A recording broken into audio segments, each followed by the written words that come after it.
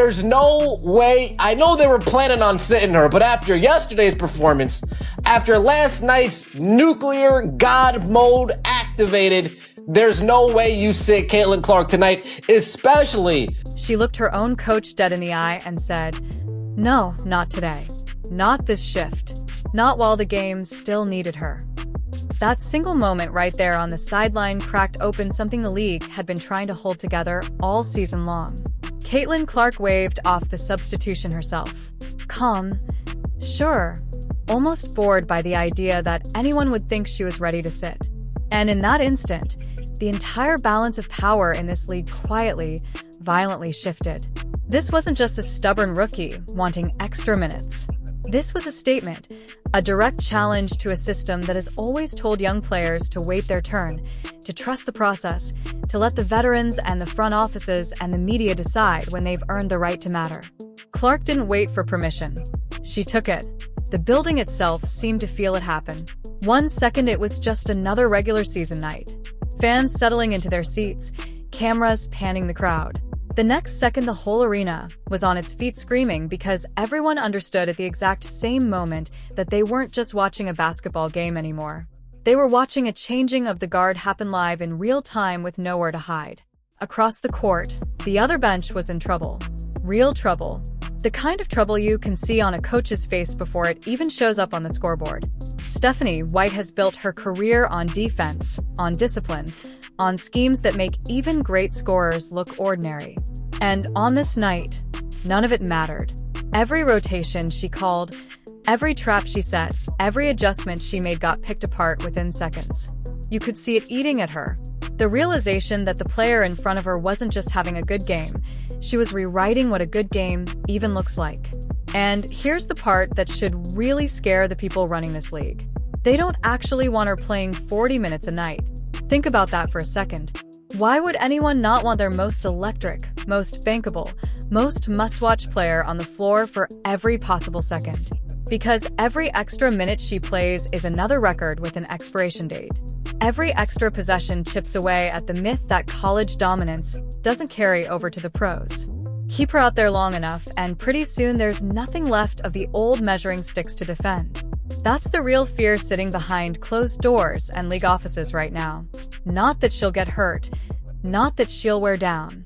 The fear is simpler and a lot more uncomfortable than that. They're losing control of the story. For years, this league has operated like a closed club, deciding who gets the spotlight, who gets the marketing push, who gets built up slowly and carefully. Clark didn't ask to be built up slowly. She just started playing, and the numbers did the rest. She said it herself, plain and simple.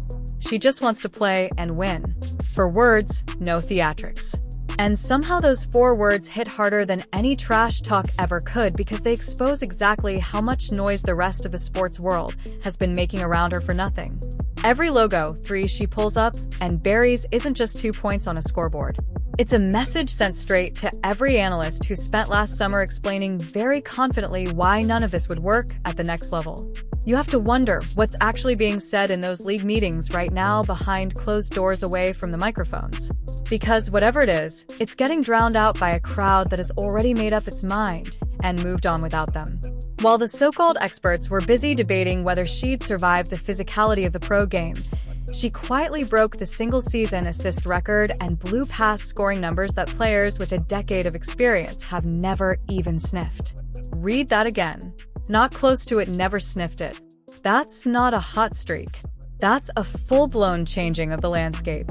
And it's happening faster than anyone in charge is comfortable admitting.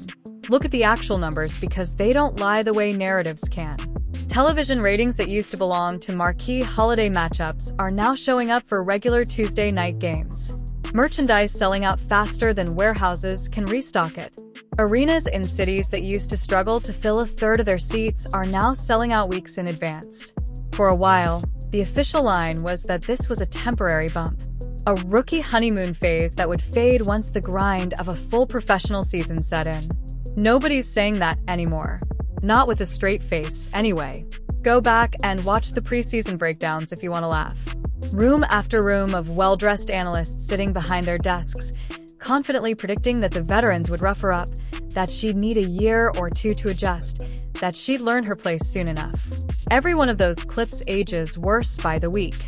They're not analysis anymore. They're a record of just how badly the people paid to understand this sport misread what was standing right in front of them. She didn't slowly adapt to the pro game. She showed up and made the pro game adapt to her. Opposing coaches aren't just losing games against her. They're losing the argument about how this league is supposed to work. Every timeout called to figure something out is basically a live broadcast of a coaching staff admitting they don't have an answer. There's no spin, no clever post-game quote that can dress that up as anything other than what it is. And once a shift like this happens, there's no putting it back. The balance of power, the attention, the money that follows attention, all of it has moved. And it's not moving back on anyone's schedule but hers. Sponsors that used to spread their budgets evenly across the league are now building entire campaigns around one name. Broadcast partners that used to slot games in wherever they fit are now rearranging their entire calendar around when she plays. The league didn't choose this shift. The fans did with their eyeballs and their wallets, and the league is simply catching up. What makes this even harder for the old guard to swallow is that none of it feels engineered. This isn't a manufactured storyline dreamed up in some marketing meeting. It's organic. It's real. Every broken record, every viral highlight, every sold-out road game happened because people chose to watch, not because someone told them to. And once something is that genuinely earned, there's no marketing department clever enough to control where it goes next. Think about what it actually means for a rookie to refuse a substitution and have the entire building erupt in support. That's not a coach losing control of a game plan. That's a fan base openly siding with a player over the institution. When the crowd cheers louder for defiance than they do for compliance, that tells you everything about where the real power in this league now sits. The old rule said young players earn trust slowly. Prove yourself in garbage time. Wait for your minutes to grow naturally. Defer to the players who've been in the league longer. Clark simply didn't read that manual, or she read it and decided it didn't apply to her. And instead of getting punished for skipping the line, she got rewarded with records, ratings, and a crowd that is fully bought in. Every time she crosses half court, now there's more riding on that possession than just the scoreboard. Defenders aren't just trying to stop a shot anymore. They're trying to stop a moment that's already bigger than the game in front of them. And you can see it in how they guard her. A step slower, a half-second more hesitant, because deep down they know that no scouting report fully prepares you for someone who treats every trip down the floor like it's personal. League analysts have spent weeks trying to find some past player, some old comparison to explain what's happening. And every comparison falls short because there isn't a clean one. This isn't a slow climb up a career arc. It's a full sprint that started on day one and hasn't slowed down since. She's not just adding her name to the record book. She's pushing other names further down the page. And she's doing it in real time in front of everyone. Television networks that once decided who got the prime broadcast windows are now scrambling to build their schedules around her games instead of the other way around. That's not a small shift. That's the entire business model of a league flipping to follow one player's gravity. Fans aren't asking to see the league anymore. They're asking to see her specifically. And the networks are simply responding to demand. None of this is quiet. It's loud, it's fast, and it's completely unapologetic. There's no soft landing for the old expectations here. No gentle transition period where the league eases everyone into this new reality. It happened all at once in the span of a single season, and everyone who bet against it is now trying to figure out how to talk about it without admitting they were wrong. What we're watching isn't just a great rookie season. It's a full reset of how attention, money, and respect move through this sport. The players who used to hold the spotlight without question are now sharing the floor with someone who refuses to wait her turn, refuses to play small, and clearly has zero interest in doing things the way they've always been done. So, here's the real question worth sitting with. If the way this league works has already changed this much in one season, what does it look like in 3 and 5? Because right now on that sideline, a rookie waved off her own coach, and the entire building stood up and agreed with her. That's not a moment that fades. That's a moment that sets the tone for everything that comes after it. Think about how rare that actually is in sports. Most rookies spend their entire first year trying not to make waves. They defer. They nod along. They let the established names set the pace while they quietly earn their spot.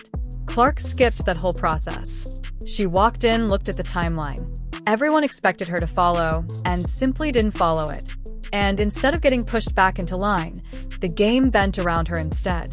That's the part that really unsettles the people who've run this league for years. They built an entire structure around gradual buy-in. Build a player's brand slowly, let veterans stay in the spotlight a little longer, manage expectations so nobody gets overwhelmed too fast. That structure depends on everyone playing along. The second one player decides she's not interested in playing along, the whole system has to scramble to keep up. And scrambling in front of a live audience is never a good look. You can see the ripple effects everywhere once you start looking for them. Other young players around the league are suddenly playing with more confidence, taking shots they might have hesitated on a year ago because the ceiling on what a rookie is allowed to do just got blown wide open.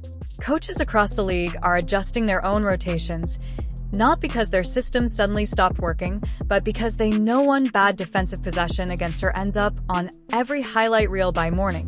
Nobody wants to be the clip that gets replayed for the wrong reasons. And it's not just happening on the court. Front offices that used to plan their entire season around a handful of proven veterans are now building game plans specifically designed around neutralizing one player. That's an enormous shift in how much weight a single name can carry. It means every scouting report starts with her. Every defensive meeting starts with her. And every post-game press conference eventually circles back to her, whether the coach wants it to or not. Even the pace of the games has changed. Possessions move faster. Defenses extend further out than they used to because leaving any space near half court is basically an invitation. Opposing teams are adjusting their entire defensive philosophy around one player's range, which is not something that happens to average talents. That's the kind of adjustment reserved for players who force the game itself to evolve just to keep pace with them. What's happening here isn't limited to wins and losses either. It's showing up in how casual fans talk about the sport. Now, people who never watched a full game before are tuning in specifically to see what she does next. Kids are showing up to games wearing her number, practicing logo threes on driveway hoops, treating her the way an earlier generation treated the biggest names in the men's game. That kind of crossover doesn't happen because of a marketing plan. It happens because someone plays with a level of confidence and skill that makes people want to watch regardless of whether they followed the sport before. That's exactly why the resistance from the old guard feels so hollow right now. You can't argue with sold-out arenas. You can't spin away record-breaking ratings. You can't explain away a rookie-shattering marks that took veterans a decade to approach. At a certain point, the numbers stop being up for debate, and all that's left is deciding whether you're going to adjust to the new reality or keep pretending the old one still applies. And that's really the choice sitting in front of everyone connected to this league right now. Adapt to what's clearly happening or keep clinging to a version of the sport that fewer and fewer people recognize by the week. One path keeps you relevant. The other leaves you explaining years from now why you didn't see it coming when it was happening right in front of you, loud and undeniable, one refused substitution at a time. If you've been watching this unfold and you can see exactly what's happening here, don't just scroll past it. Hit subscribe so you don't miss what happens next, because this story is moving fast and it's not slowing down anytime soon. Drop a like if you're fully on board with this shift and you want to see more breakdowns like this one. And down in the comments, tell me straight, who do you think gets left behind next as this new era keeps rolling forward? I want to hear your picks.